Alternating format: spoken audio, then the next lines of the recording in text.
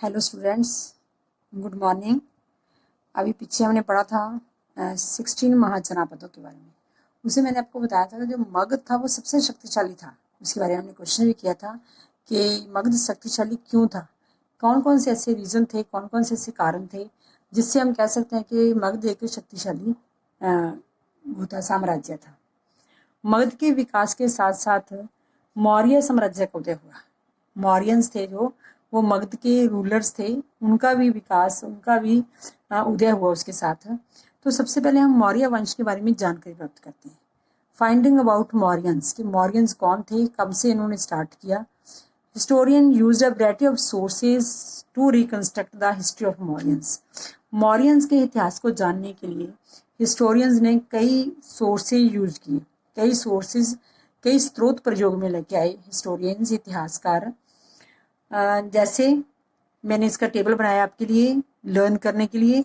हम इनको एक्सप्लेन भी कर सकते हैं, बाद में पॉइंट्स में एक्सप्लेन कर सकते हैं, पर देखने से एकदम सारा क्लियर हो जाता है कि आंसर क्या था।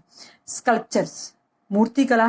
मौर्यंस के उस समय की जो पुरातत्वविदों ने मूर्तिकला ढूंढी है, मूर्तिकला के बारे में जो फाइंड किया है, जैसे मूर्तिकला में कौन कौन से आते हैं।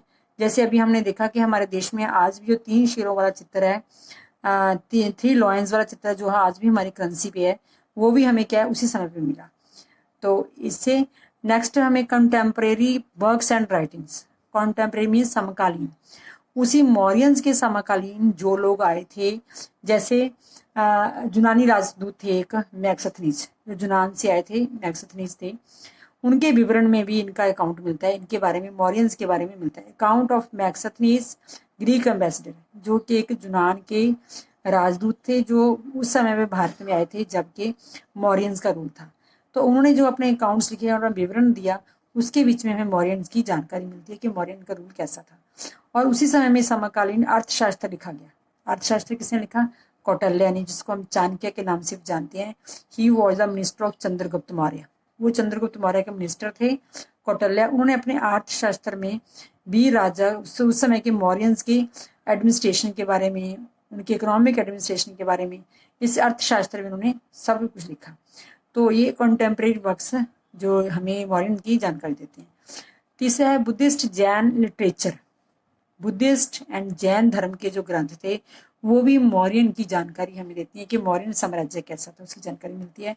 Inscriptions of Ashoka on rocks and pillars, अभिलेख चट्टानों पर और स्तंभों पर जो अशोका के द्वारा खुद अपने अभिलेख लिखवाए गए, रचनाएं लिखवाई गई, जो रॉक्स के ऊपर, पिलर्स के ऊपर लिखवाई गई, वो भी एक बहुत बड़ा सोर्स है जो हमें मौर्यन हिस्ट्री के बारे में, मौर्यन इतिहास के बारे में बताता है। तो अपने ये 4 पॉइंट है जिनको ऐसे एक्सप्लेन करना है टेबल में, फिर आप आगे इनको एक्सप्लेन करना है।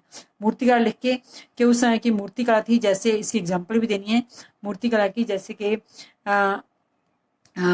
सह शीर्ष जो 3 शेरों वाला चित्र मिला जो आजकल हमारी करेंसी पे है, उसको भी देख के लगता है कि वो जो साम्राज्य था बहुत विशाल था, बहुत इम्पॉर्टेंट था, क्योंकि इसकी इम्पॉर्टेंट हम आज भी यूज करते हैं उसको अपनी करेंसी पे। फिर कंटेम्प्रेरी वर्क्स में बीच में लिखना है मैक्सिथनीज का वर्णन क्या था, विवरण क्या था, और कौटिल्य अर्थशास्त्र। ये भी बहुत बड़े सोर्सेज हैं जो हमें मौर्यन हिस्ट्री के बारे में, मौर्यन इतिहास के बारे में बताते हैं। ऐसे बुद्धिस्ट एंड जैन ग्रंथ literature and inscriptions on the pillars and rocks और पिलर्स के ऊपर जो इंस्क्रिप्शन बनी हुई थी। Now next question, what is dhamma? Ashok ने एक और विभाग बनाया हुआ था जिससे क्या कहते थे, dhamma. Dhamma means office in charge was dhamma महामत्रा।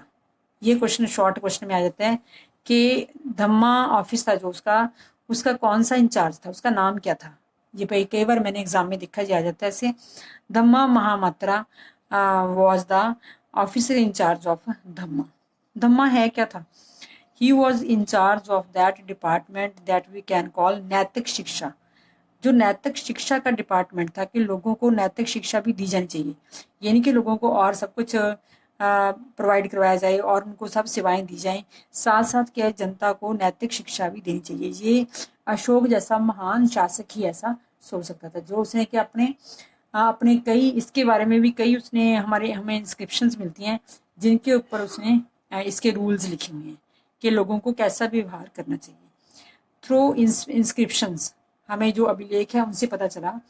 Respect toward elders, उन्होंने क्या लिखा कि स्तंभों पे जो लेख लिखे हुए मिले उसमें क्या लिखा कि बड़ों का आदर करना चाहिए, बड़ों के प्रति आदर करना चाहिए।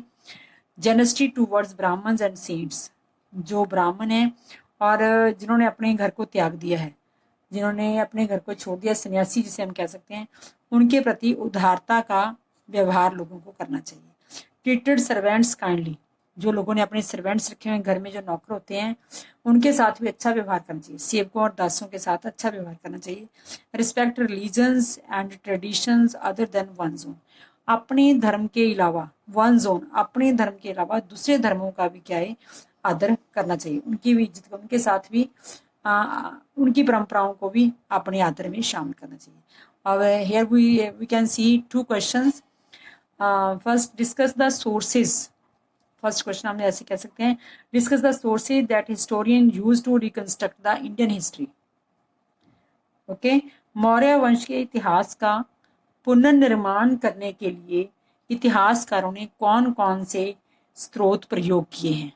हम ऐसे क्वेश्चन लिख सकते हैं, ऐसे क्वेश्चन हमें पेपर में देख सकते हैं ऐसे कि मौर्य वंश के इतिहास का पुनर्निर्माण करने के लिए इतिहासकारों ने कौन कौन से स्रोत प्रयोग में लाए। तो ये हमने किए हैं, 4 है हमारे पास जो स्रोत है जो यूज कहते हैं। फिर what is dhamma, and more important is who is the in-charge of dhamma. Dhamma का जो ऑफिसर था उसका नाम क्या था, dhamma mahamatra. Okay, this is the question. Next है, फर्स्ट अमंगस्ट 16 महापदों में से सबसे पहला कौन था। अभी हम बात करके हटे हैं मगध, और मगध का रूल कौन, मगध का रूल किसके पास था।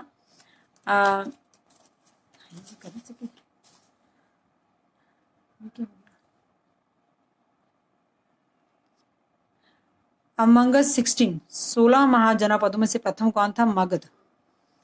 16 महाजनपदों में से पहला नंबर मगध था, और मगध में ही किसका, कौन से साम्राज्य का विकास हुआ, मौर्य साम्राज्य का। किसका विकास हुआ, मौर्य साम्राज्य का मगध में हुआ। 600 BC एंड 400 BC के बीच में मगध है बहुत ही पावरफुल महाजनपद था। कौन सा था, बहुत ही महाजनपद, एक इम्पॉर्टेंट महाजनपद था 16 महाजनपद में से। इसकी इम्पोर्टेंस, हाउ वी कैन से कि Mahajanapada, Magadh Mahajanapada was a very important, very powerful, कि ये महाजनपदा था जो इतना इम्पॉर्टेंट कैसे था, कैसे इसमें इतनी शक्तिशाली क्यों था जी, क्या क्या कारण थे इसके, हम लिख सकते हैं। मगध महाजनपदा के शक्तिशाली होने के क्या कारण थे। सबसे पहले वहाँ की एग्रीकल्चर, कृषि, इसको भी हमने टेबल में किया, इसके पॉइंट्स को भी।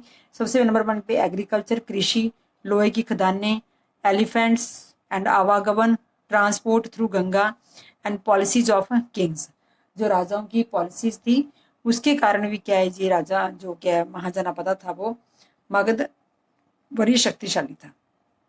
अब हम इनको एक्सप्लेन कर सकते हैं। पहले हम इसको करने के पहले लिखेंगे हेडिंग एग्रीकल्चर। एग्रीकल्चर मीन्स उस समय जो मगध प्रदेश था उसकी जो भूमि थी बहुत उपजाऊ थी, और वहाँ पे खेती की बहुत उपज होती थी। नेचुरली जहाँ पे जिस इलाके में, जिस एरिया में, जिस स्टेट में भी कृषि अच्छी होगी तो वो जो है स्टेट वो बहुत रिच होगा, वो बहुत अच्छा समझा, वो शक्तिशाली समझा जाएगा। दूसरा आयरन खदानें, आयरन माइंस, लोहे की खदानें। लोहे की खदानें क्या है, किस लिए इम्पोर्टेंट थी, ये आधुनिक जो झारखंड का इलाका ना ये वहाँ पे आता है। लोहे की खदानें जो इलाका जो बिहार झारखंड का इलाका, तो वहाँ पे ये खदानें मिलती थी। तो खदानों में से क्या मिलता, लोहे। लोहे से क्या होता है, लोहे से क्या उपकरण बनते थे, और सेना के लिए साजो सामान, हथियार बनाया जाता था, वो भी क्या लोहे से बनता था। तीसरे नंबर पे एलिफेंट, उनके मगध के जंगलों में एलिफेंट बहुत पाए जाते थे। और एलिफेंट किस लिए इम्पोर्टेंट है, उस समय सेना में एलिफेंट को, हाथियों को प्रयोग किया जाता था, सेना में एक बहुत बड़ी संसाधन के रूप में इनको यूज किया जाता था हाथियों को। फिर ट्रांसपोर्ट थ्रू गंगा है, गंगा की जो घाटी थी उसमें से, गंगा की जो नदी थी उसमें से जो आवागमन था वो सस्ता भी था और सुलभ भी था, एक स्थान से दूसरे स्थान जाना बहुत आसान होता था, तो ये भी आवागमन के लिए भी सस्ता ही पड़ता था, तो ये भी इस कारण था। पॉलिसीज ऑफ किंग्स, कई जैन धर्म के और बौद्ध धर्म के लेखकों ने कहा, अपने अपने ग्रंथों में कहा कि मगध महाजनपदा का शक्तिशाली होने का सबसे बड़ा कारण था कि उसके राजा, जिनकी ऐसी पॉलिसीज थी जिनको उनके ऑफिसर लागू करते थे। जिस भी राजा की पॉलिसीज अच्छी होंगी, नेचुरली है कि वो राजा, वो क्या है, जो स्टेट है वो प्रभावशाली होगा, वो शक्तिशाली होगा। तो ये सारे कारण थे जिस कारण मगध एक इम्पॉर्टेंट वो था, महाजनापद था। अब इसका क्वेश्चन ऐसे भी आ सकता है, आप लोग ये नहीं कह सकते कि जो हमारे पीछे एक्सरसाइज में क्वेश्चन दिए होते हैं वही सारे क्वेश्चन पेपर में आते हैं। +2 में CBSE पेपर में ऐसा कभी नहीं होता कि जो पीछे एक्सरसाइज पेपर क्वेश्चन दिए हैं वही आएंगे। नहीं, यहाँ पे एक एक लाइन में से क्वेश्चन बनता है, एक एक पैराग्राफ में से क्वेश्चन बनता है, उसी के हिसाब से अपनी तैयारी करनी है इसकी। तो इसका क्वेश्चन कैसे बन सकता है, मगध एक शक्तिशाली महाजनापद कैसे था? मगध एक महाशक्तिशाली जनपद कैसे था? How we can say why was Magadha powerful mahajanapada discuss. इस बात को डिस्कस करो कि जो महाजनापद था वो पावरफुल क्यों था, तो इसके ये कारण है सारे। अच्छा, एक पॉइंट और, Rajgriha was the first capital of Magadha. ये भी बड़ा इंपॉर्टेंट क्वेश्चन है, as a short question. It means house of kings. Rajgriha is the place that was the first capital of Magadha. Magadha की पहली राजधानी कौन सी थी? राजगृह। राजगृह इसकी पहली वो थी, जिसका मतलब क्या है, हाउस ऑफ किंग, राजाओं का घर। It means in the 4th century the capital was shifted to Pataliputra. कब से स्टार्ट हुआ था मगध का वो साम्राज्य?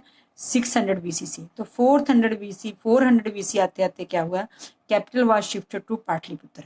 पाटलिपुत्र जो आज का पटना है, जब बिहार है, वो इलाका क्या था? पाटलिपुत्र। अब ये भी आ सकता है कि मगध की पहली राजधानी कौन सी थी? पहली राजधानी कौन सी, कैपिटल कौन सी थी? राजगृह।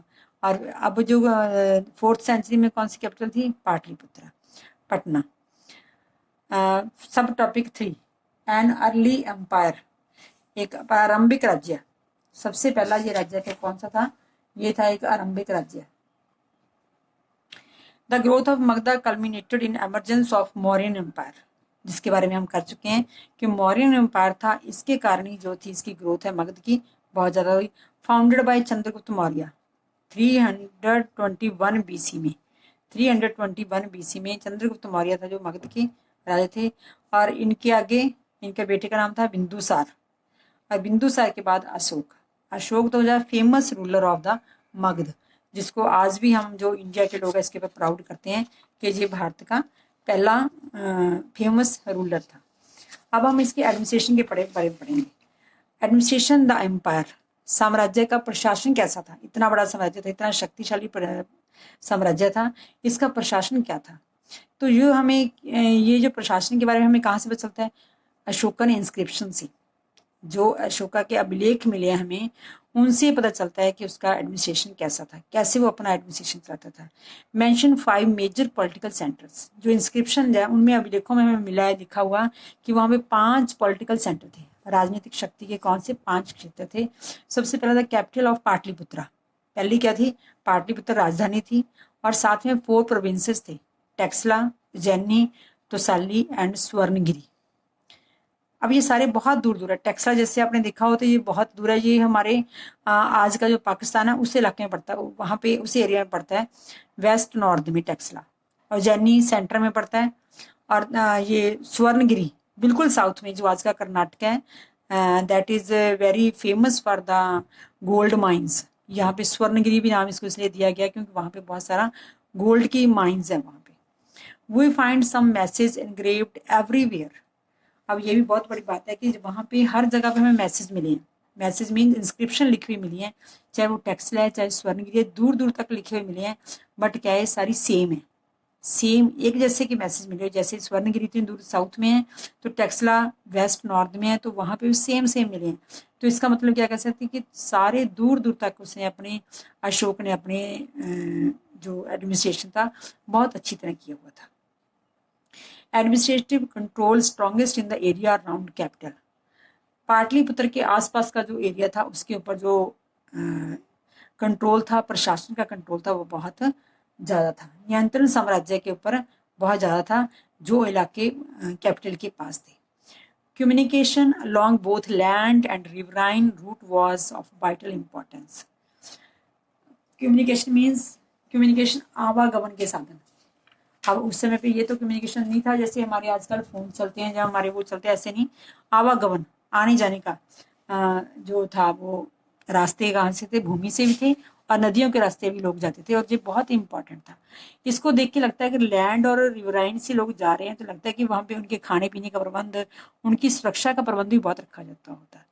तो इस उनकी सुरक्षा के लिए जो आने जाने वाले यात्री है, army was an important means for ensuring the journey. उनकी यात्रा को सुखद और सुरक्षित बनाने के लिए क्या है, आर्मी का भी आर्मी जो बहुत एक इम्पॉर्टेंट रोल अदा करती थी, बहुत इंपॉर्टेंट साधन था आर्मी का। मैगस्थनीज, जिसके बारे में पहले हम पढ़ा, मैगस्थनीज क्या था, एक यूनानी राजदूत था जो अशोका के टाइम पे भारत में आया था विजिट करने के लिए।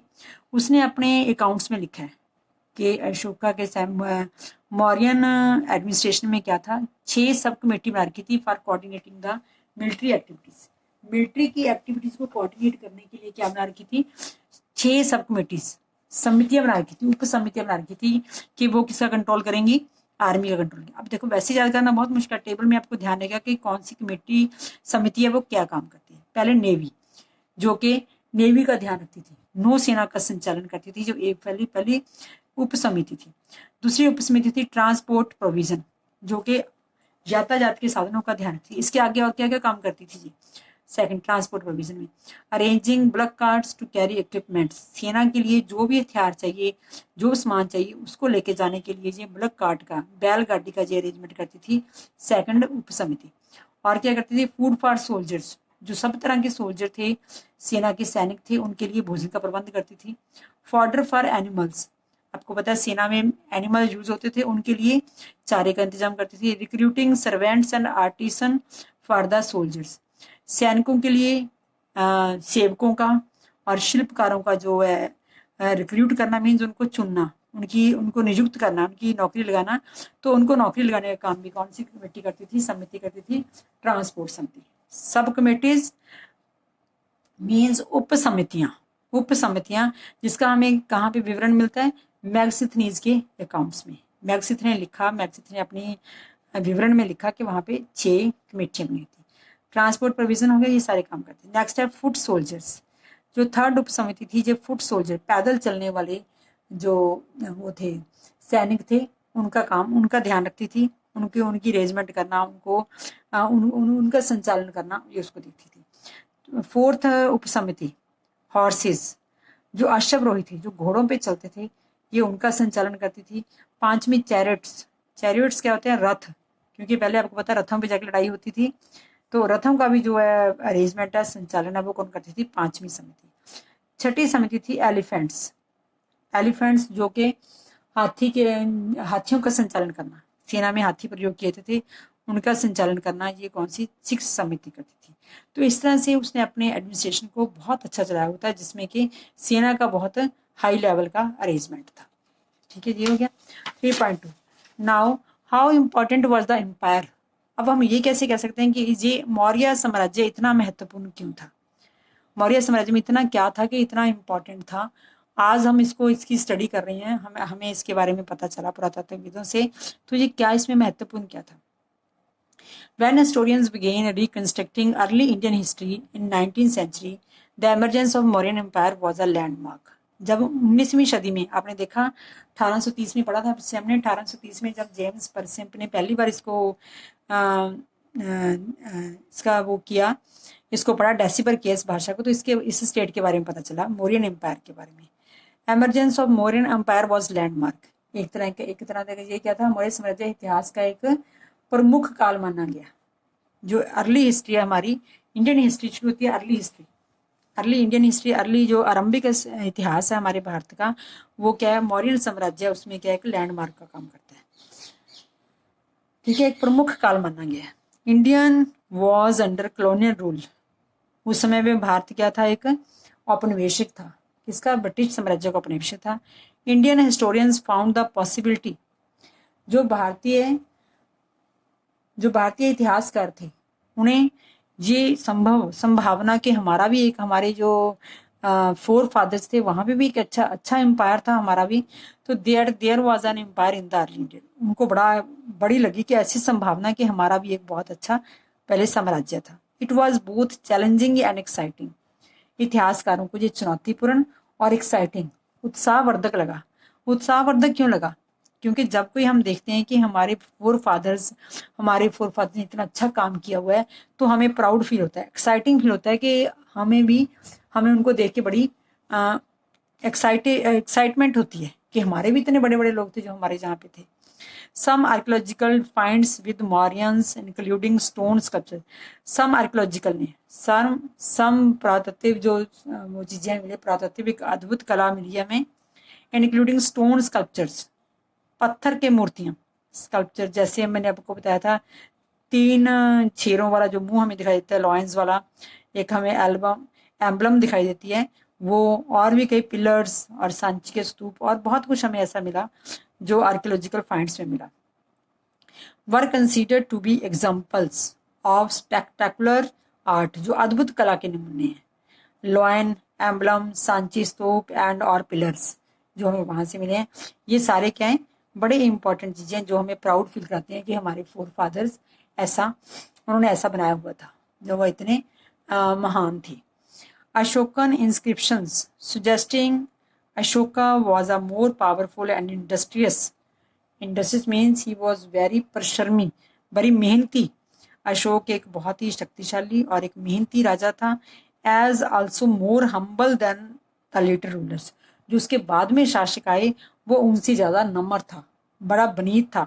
कि जैसे इसकी हमें हिस्ट्री से पता चलता है कि जो धम्मा का प्रयोग करता है, जो इतनी इंस्क्रिप्शन लिखाता है कि लोगों की मॉरल एजुकेशन भी होनी चाहिए, तो नेचुरली है कि वो महान राजा रहा होगा। अब कैसे हमारे लिए ये कैसे इंपॉर्टेंट हुआ? National leaders in 20th century, 20वीं शताब्दी में जब हम अपना इंडिपेंडेंस की मूवमेंट चला रहे थे, भारत की नेशनल मूवमेंट चली, तो जो लीडर्स थे regarded him as an inspiring figure. उनको लगा कि ये तो हमारे लिए एक इंस्पायरिंग मीन्स हमें उत्साह देने वाला, राष्ट्र प्रेरणा का स्रोत लगा कि हमारे तो फोर फादर्स इतने बड़े, इतने महान और इतने प्रभावशाली और इतने शक्तिशाली थे। तो ये सारे लीडर्स को क्या लगा कि ये एक हमारे लिए प्रेरणा का स्रोत है। तो इसलिए मौर्यन साम्राज्य ये हमारा आज कंप्लीट हुआ। I hope you would understand this. If you like this video, please share with your friends. Thank you.